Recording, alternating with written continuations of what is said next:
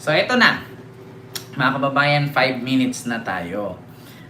Sa ngayon, mga kababayan, ito po ay ang ating pag-uusapan ay patungkol dito sa may pambato na daw si PBBM. Nako, ala ka. Ala, wala pa po. Nako, eto mga kababayan. Siyempre, kung sasabihin ko sa inyo, may binabasihan tayo. So Ken, sino ba yan? Maraming nagsabi na ang pambato daw ni PBBM ay si Irene Marcos, ang kapatid. Mga kababayan, sa pagkakaalam ko wala yata sa bokabularyo ni Madam Irene Marcos na tatakbong politician. Wala yata sa bokabularyo niya yan. Pero ngayon, mga kababayan, yan po ang umingay ngayon na isang babae, di ba? Tahimik ang buhay ni Madam Irene Wala siya dyan. Hindi, alam ko, pagkakaalam ko hindi papasok sa politika yan. Ayaw niyan. Malabo. Irene Marcos malabo. Mas maniwala pa ako kung si Amy.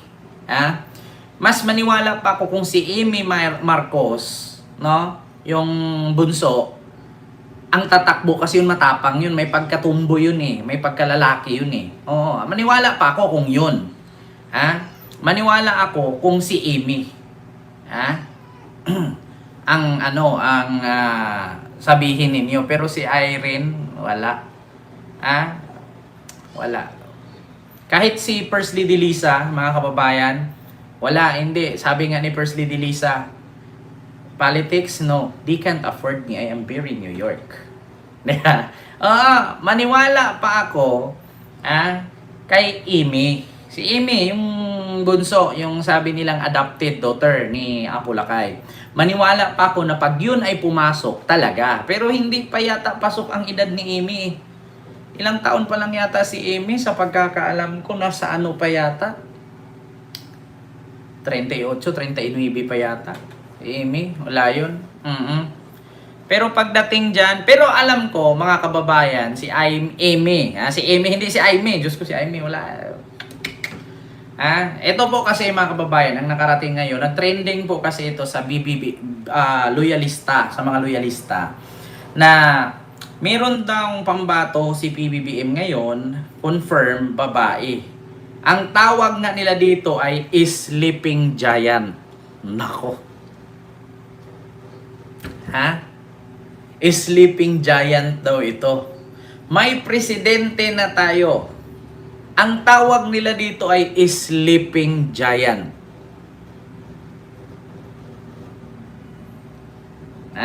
Mga kababayan, itong sleeping giant, may nagawa daw to. Marami nang nagawa. Anak din daw ng politician. Alam nyo, isa lang masasabi ko dito. Ano to example ko sa inyo, negosyante ito. Negosyante ito, anak ng politician, bihira ito lumabas sa TV. Hindi ko alam, ito yata yung negosyante na ang kaniyang negosyo, walang advertisement. Ito akin lang to sa mga loyalista. Mga loyalista, baka mapag-isip-isip kayo Anak ito ng politician. Ang tawag nila dito is sleeping giant. Malaki ang ambag nito sa ekonomiya ng Pilipinas. Anak ng politician. May nagawa na rin. No? At bihira itong magpa-interview. Bihira itong lumabas. Pero ang nasa isip ko, kasi wala pa namang pangalan, ang nasa isip ko, ito yung may negosyo na never mong makita na may advertisement. Ultimo nga lata niyan Ultimo lata niyan, napakamahal. Napakamahal ng lata niyan, ng negosyo niyang lata, corn beef.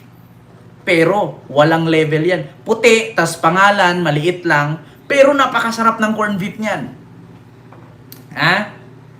Ako, ito, nasa isip ko lang to Nasa isip ko lang to. Pero mga kababayan, tawag nila dito sleeping giant. Nako, wala akong pinangalanan na. Pero ito, hindi ko alam. Hindi ko sure kung ito ay siya. Kasi alam ko, magaling yun eh. 'Di ba? Magaling yun. Ito yung sinasabi na hindi ko nga sure noon. Ang sabi nga sa akin ng staff ko na ma'am, i-pull out na lang natin yung ating business, ma'am, kasi mukhang hindi naman tayo sumisikat, natalo naman tayo nitong mga 'di ba? Pero nananatili. Ang kanyang lata, kalahati niyan gold, kalahati puti, tas label napakaliit lang. Pero namamayagpag. Ni isang singkong duling, walang ginagamit yan advertisement. Pero, ang lakas. Ang lakas ng kanyang negosyo. Mga kababayan. Ito sa akin lang. Hindi ko alam kung sino yung tinutukoy nila. Kasi sa akin, iba yung aking pagkaintindi. Kasi yun, sleeping giant din yun eh. Bumabakbak din yun sa politika paminsan-minsan. Diba? Paminsan-minsan. Mga kababayan. Hindi ko sure kung yan ang tinutukoy nila. Kasi ako sa pagkakalam ko yan yun. Kasi yan sleeping giant din yan eh. Narinig ko iyan kay Attorney Bueno, si Irene Marcos ang sinabihan niyang the sleeping giant. Pagkakalam ko mga kababayan, hindi ko sure kung si Irene Marcos man yan, pero pagkakalam ko si Irene Marcos wala, hindi yan pumapasok sa politics. Tahimik na buhay nun eh. Pribado buhay nun, masarap buhay nun, maganda, tahimik, walang sakit sa ulo. Maniwala pa ako kung yung bunso nilang si Amy. Si Amy Marcos, pwede pa. 'Di ba? 'Di ba? Pero pagkakaalam ko mga kababayan, sleeping giant. Sleeping giant. Grabe din ang nagawa niyan. Yung tinutukoy ko, grabe ang ginagawa niyan. Pero ito, hula ko lang hindi ko sinabing siya. Wala na ako sinabing pangalan. Nag-example lang ako, nagbigay lang ako ng clue sa inyo. Pero ang sabi nga ngayon, sa mundo ng loyalista, meron ng pambato. Pero dalawa lang naman sa akin dito eh. Ang sabi kasi dito sa clue, hindi din po pwedeng sabihin nilang si Senator Risa Hontiveros kasi ayaw naman tumakbo ni Mama Leni. Alam ko si Senator Risa, tatakbo yan. Pero ito po nakalagay. Ayan. Sleeping giant in 2028. May presidente na tayo. Sabi ng unofficial Marcos loyalist. Ngayon, ang comment niya dito, ayaw talaga ni Leni tumakbo. Sa Naga talaga siya. Si Isko Moreno hindi din tatakbo. Ayan. Nakalagay dito. Hindi rin tatakbo. Ayaw si Ping Lacson, ayaw din si PBBM. Dalawa ang choice niya, run as VP sa 2028 or magre-retiro na. Si Sandro Marcos hindi aabot ang edad, congressman pa rin siya. So hindi naman po pwede mga kababayan na kung sleeping giant si First Lady Lisa, hindi naman si First Lady Lisa sleeping giant kasi minsan sumasagot din, minsan lumalaban din. Ang pagkakaalam ko talaga, itong sleeping giant nito, ito yung matapang din to, bumakbak din to. Ito ang para sa akin, yung sleeping giant, ito yung may corned beef na walang advertisement. Mga kababayan. Basta sa akin, yun yung pagkakaalam ko. Tapos si Mayor Vico Soto ang Vice President. Perfect match. Nako, sino kaya ito? Si Mayor Vico Soto daw ang perfect match na Vice. Babae ang tatakbong presidente sa 2028. Hindi si Amy, hindi si Sara, hindi si Risa. Tahimik lang siya ngayon. May mga plataforma na siya. Di ba? Yun ang nakalagay. Mga kababayan. Kaya nga, sabi ko sa inyo Kung speaking of sleeping giant, walang iba. Yun yung sinasabi ko. 'Di ba? O, maraming nag-comment sa mga sinasabi ko. O, wala akong sinabing pangalan ha. Oo, sabi ko nga, si Irene Marcos, wala yan. Hindi yan papasok sa ganyan. Hindi yan papasok. Maniwala kayo sa akin. Kung ako si Madam Irene Marcos, ayaw ko pumasok sa politika. Kung papasok man ako, siguro Congress, governor, congressman, mayor, pwede pa. Pero pag sa national politics, magulo. 'Di ba? Kaya ayaw nga daw ni Mama Lenny. Gusto niyang tapusin ang termino niya. Basta ang pagkakaalam ko, mga kababayan, ang vice president niya sana si Vico. No? Pero ang pagkakaalam ko, mga kababayan, kung ako papipiliin, I go for Risa. Yes. I go for Risa. Sa ngayon, wala pang manok si PBBM pambato at saka ano lang ito, chismis lang muna ngayon na babae daw. Pero kung wala man, I go for Risa Hontiveros. Yan talaga ang pambato ko. Kung wala pang pambato si PBBM right now, I go for Risa Hontiveros. 'Di ba? Di ko alam mga kababayan kung sino ang kanilang tinutukoy na sleeping giant.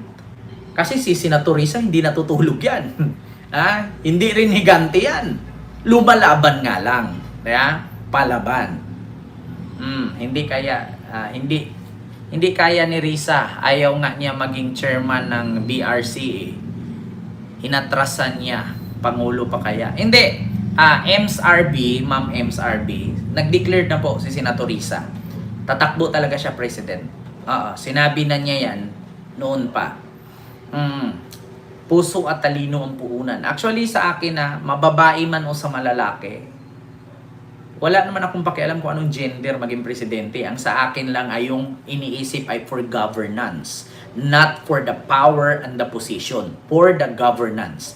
Kasi kung governance talaga, makikita mo doon na malinis, walang katiwalian, tinutugis ang mga kawatan, doon ako.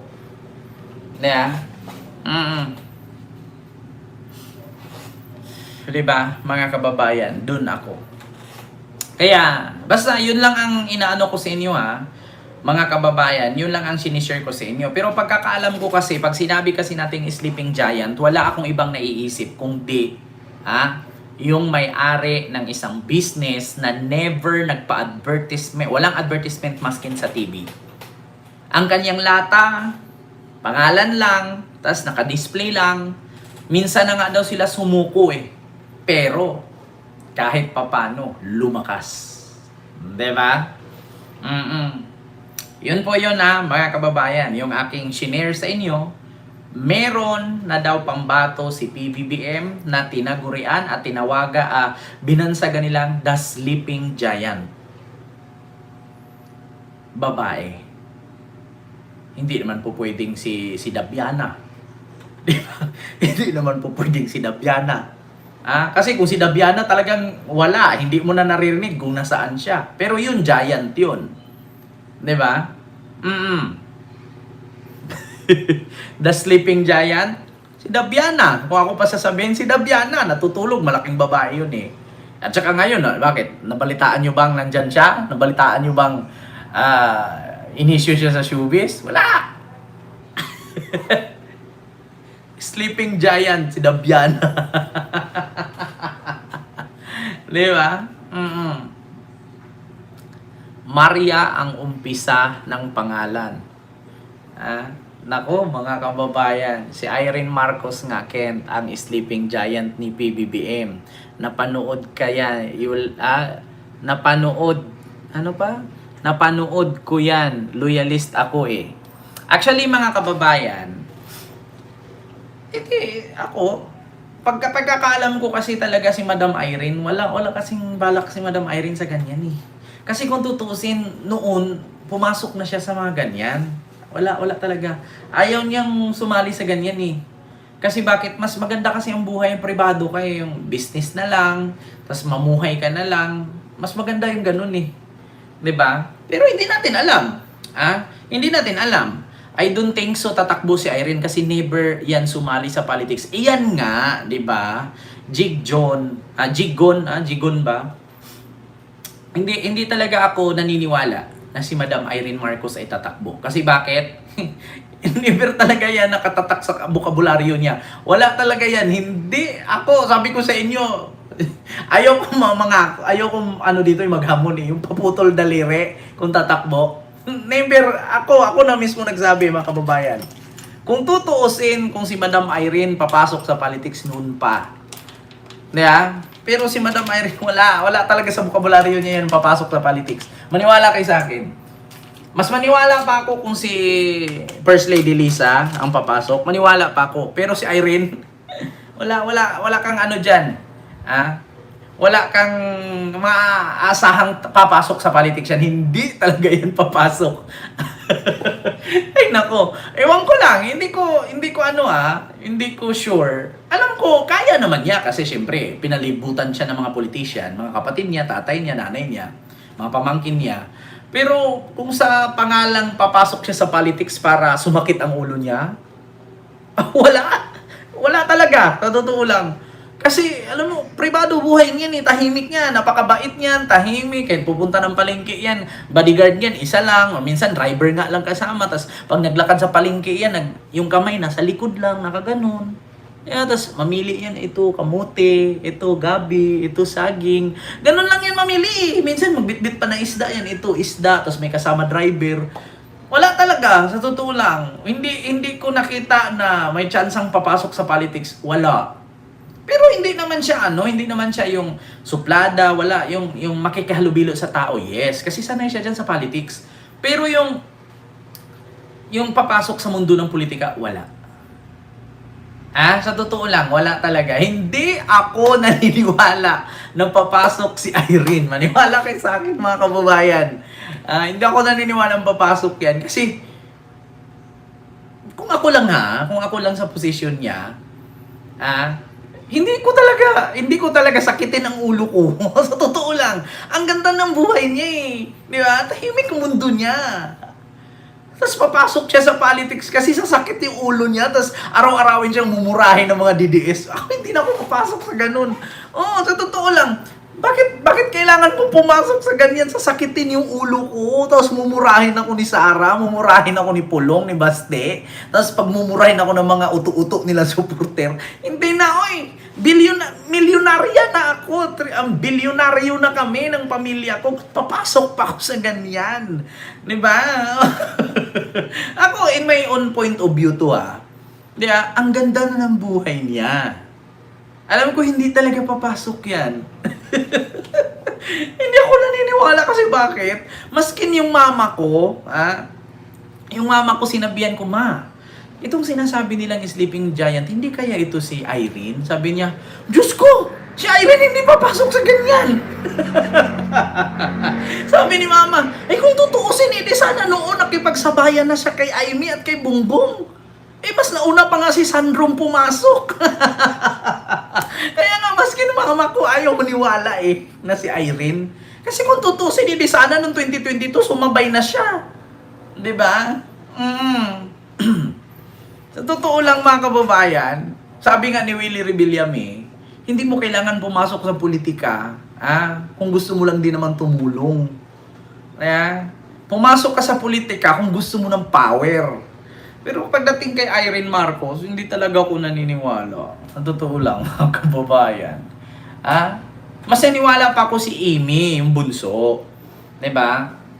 Yes, talaga. Pag sinabi mo congressman, mayor, tatakbo talaga yun. Bakit? Matapang yun. May pagkalalaki yun May pagkabuyish yun Diba? Si First Lady, maniwala pa ako kay First Lady kung papasok. Kasi matapang, sumasagot. Pero kay Irene, ang bait-bait niyan Diba? Ang bait-bait niyan. Sa totoo lang, hindi ka... Naku, ultimo langaw. Hindi makapatay ng langaw yan. Kung mabait si BBM, mas mabait yun. Pero wag mo lang nagalitin. Kay mataray din yun pagalit. Pero napakabait yun sa totoo lang. Hindi ko talaga lubos isipin na papasok siya sa politics. Pero ang pagkakaalam ko talaga, yun talagang may business na may corned beef na walang advertisement. Yun ang nasa isip ko. Yun ang matatawag kong sleeping giant. Kasi bakit? Tycoon yun eh. Parang Ramon Ang na yun eh. Parang mga siblings na yun eh. Parang mga Gokong Hui na yun eh. Yung labanan nun, parang Del Monte na yung ano yun eh. Lumalaban yun eh. Sa pagdating sa ano eh. Sa ekonomiya. Yan. Laki na din ang naturong nun. Laki na nagawa din nun. Kaya ang pagkakaalam ko, yun yung pambato. Matalino din yun, pareho sa tatay. Diba? Yun ang nasa isip ko na sleeping giant. Pero kung kayo, kung si Irene Marcos man, edi, sa inyo na yun. Basta ako, ang nasa akin, yun yung may-ari ng isang business na corned beef na walang advertisement. Kasi yung bihira lang lumalabas yun. Lalabas lang yun, minsan sa diaryo lang, minsan sa TV, hindi ko pa nakita halos lumabas sa TV. Diba? Kaya sino kaya yun? Clue nga. Yun nga yun. Anak siya ng isang politisyan, na matalinong politisyan. Anak siya, tsaka yun, lumalaban talaga siya. Pumapasok talaga sa politics yun. Diba? Yun ang sa akin. Yun ang pagkakaalam ko. Yun ang nasa isip ko. May napanood akong nag-prophecy Ken sa 2028 daw, babae ang maging presidente. Itong babae na ito ay masyadong kilala at first name daw niya start ay Maria. Ay, yung negro yan eh. Malay natin, ano bang pangalan nun? Maria din ba? Sige ha, ito sabihin ko na sa inyo. Ang para sa akin, yung pagkakaintindi ko na sleeping giant, si Katrina Ponce, anak ni Juan Ponce Enrile. Yon ang nasa isip ko. Na sleeping giant, kasi sleeping giant talaga yan, literal. 'Di ba? Yun talaga si Katrina Ponce. Kasi yan talaga ay literal na sleeping giant yan. Bihira lang lumalabas yan, pero gumagalaw. Yung may-ari ng Dilimundo business, yung corned beef. Yun ha, mga kababayan. Ang sa akin. Pero hindi ko alam kung sino yung sa kanila. Basta ang pagkakaalam ko at pagkaintindi ko, mga kababayan, ay siya talaga. Diba? Di kilala yan, Ken. Hindi kilala natin. Pero, pag lumabas ang pangalan yan, makikilala niya. Ipakita ko na lang sa inyo Ito mga kababayan, ipakita ko na lang sa inyo kung sino si Katrina Ponce. Ito po. Katrina Ponce. Yan talaga, sleeping giant yan. Hindi ko sinabi na siya Ang sa akin lang, ang nasa isip. January 86, EDSA. Okay. Wala pang 1 year. I was just still 26 years old. Yeah. I said, I'm going to go see the president in Makiki. My dad never knew. I went on my own. Why? Because I wanted to make sure that my dad and the president were okay. Nang hinayang ako, more so for the friendship and the respect that they had for each other. I flew to San Francisco. The next day, I flew to Hawaii. And then I asked to see if I could be given a chance to see the president. I just took a chance. Pumayag. Kasi akala nila I had a message from my dad. So, I waited for the president. So, he sat down and he told me, I understand you have a letter, a message from your dad. And then I said, no. he stood up and he said, "We have nothing to talk about." And he started to walk away. And I said, "Quick, Katrina, think." So I didn't stand up. I kept sitting down, and while he was walking away, I said, "I actually came here to try to find a way to make you and my dad start talking to each other." And then he turned, he came back, he sat down. We spoke for 3 hours. And that's all I'm going to say. I will keep that to myself. And that's why I know, without a shadow of a doubt, that they're okay. President Marcos prepared a tape for my dad, for me to give to my dad. O, sa mga nagsabi na makasara daw to, maka-Duterte daw to, no. Bakit? Siya po ang nagbulgar sa bayarang China para kalabanin si Marcos. Siya po yung nagbulgar na ang China ang nagpondo para siraan ang Marcos administration. Mga kababayan. Kaya, yan ang pagkakaalam ko. Pag sinabi nating sleeping giant, siya ang naiisip ko. Depende na yan sa inyo kung sino ang iisipin ninyo. Pero ang pagkakaalam ko, may nagawa? Yes, may nagawa siya. Sa ekonomiya, may nagawa din siya. Tatay niya, politician, malapit din siya sa mga Marcos. Pag sinabi nating sleeping giant, ngayon ang posisyon niya is siya ay sisa. Basta may tawag, may posisyon siya na ginagampanan at this time. Mga kababayan. Pero hindi ko kino-confirm na siya ang tatakbo, ha. Ang nasa isip ko lang. 'Di ba? Kilala ko yan, Ken, pero ang taong bayan di yan kilala. Makikilala din yan, malayo pa. 'Di ba? Sabi ni Ma'am Janet ni Tuda, "Ma'am Janet, wag mo nga akong pilitin. Kung si Irene Marcos ang gusto mo, si Irene. Oo, wag mo akong pilitin na si Irene kasi hindi talaga ako naniniwalang si Irene. Pasensya na. Hindi talaga si Irene. Wala akong idea na si Irene.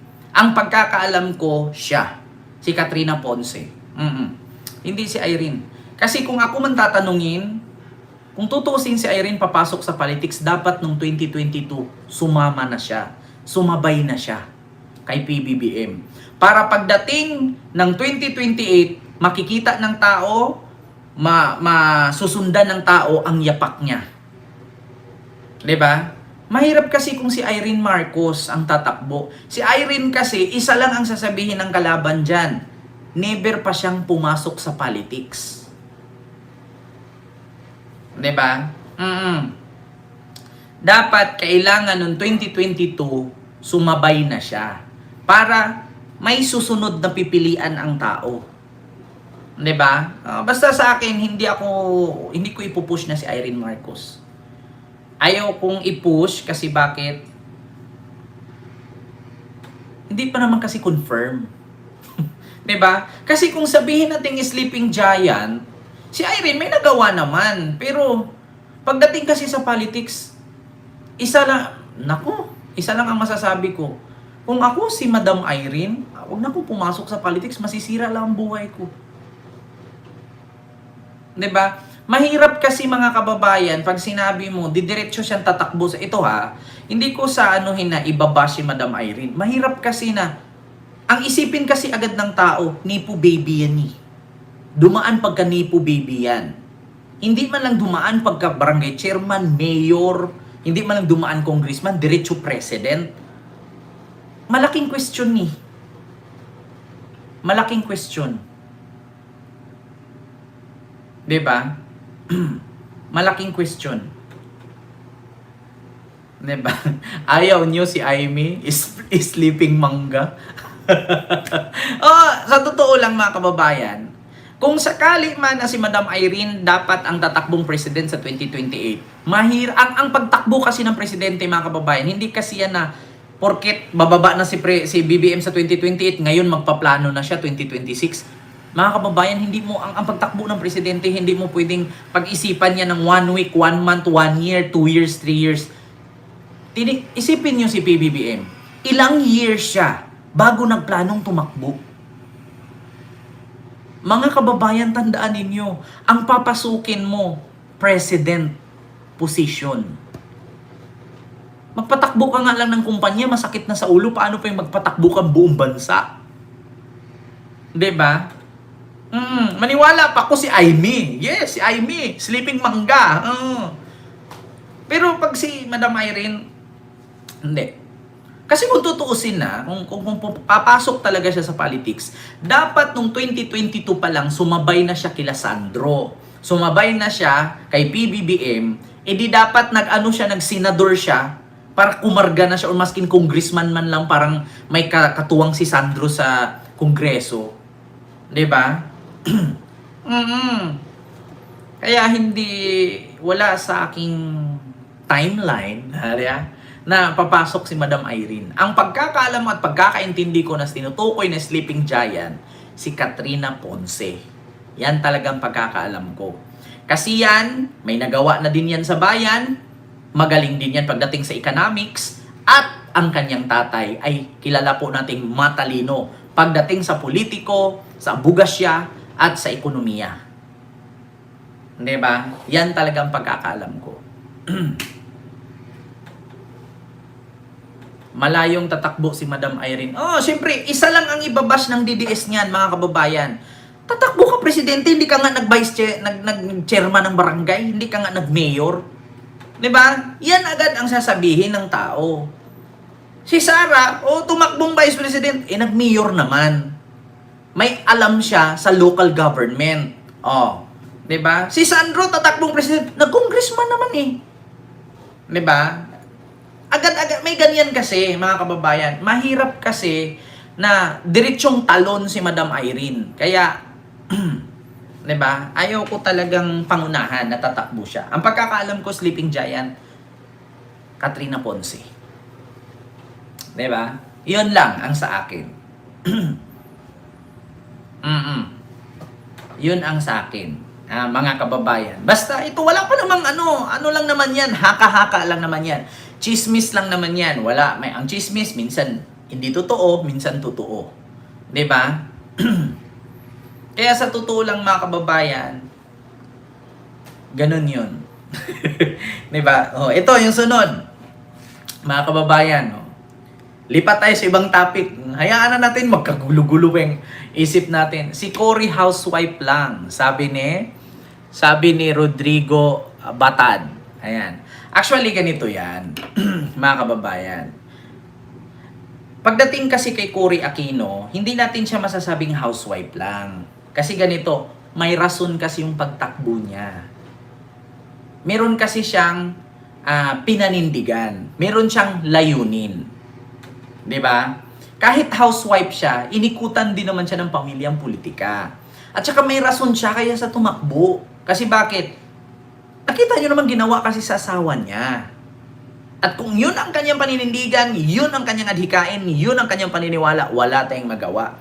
Pero pagdating kay Madam Irene, kung gustuhin man ni Madam Irene na pumasok sa politics, anong rason? Para sundan ang yapak ni PBBM? Kung papasok lang siya sa politics at araw-arawin siyang murahin, wag na. 'Di ba?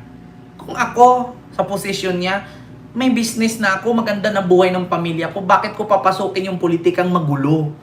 'Di ba? Maliban na lang kung ganun ang sitwasyon ni Madam Irene sa sitwasyon ni Cory. Talagang papasok siya. 'Di ba? Kasi yung kay Cory kasi, nandoon na yung pagkamit ng hustisya, nandoon na yung ipakita niya sa tao na kaya, diba? Nandoon na yun yung layunin, mithiin, gustuhin, at hustisya sa nangyari sa kanyang asawa. Diba? Yun, mga kababayan. Ayaw kong iba si Cory na sabihin, pumasok kasi maghiganti.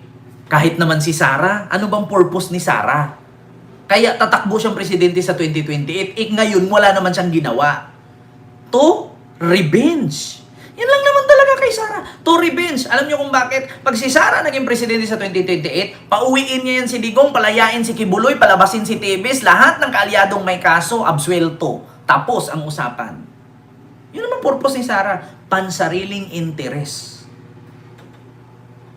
'Di ba? Yung about naman kay Cory, past is past na yun. Magkaintindihan na lang tayo, tapos na yun eh. Kung ano man yung nangyari noon, hindi pa tayo buhay noon. Sa kanila na yun. Harapin natin yung future. Huwag na yung mga nakalipas. Patay na si Apolacay, patay na si Benigno, patay na si Cory. Patay na si Pinoy. Ba't kailangan pa natin balikan? Tapos na yun. Ngayon, etong bago. Yung future. Diba? Yun tayo.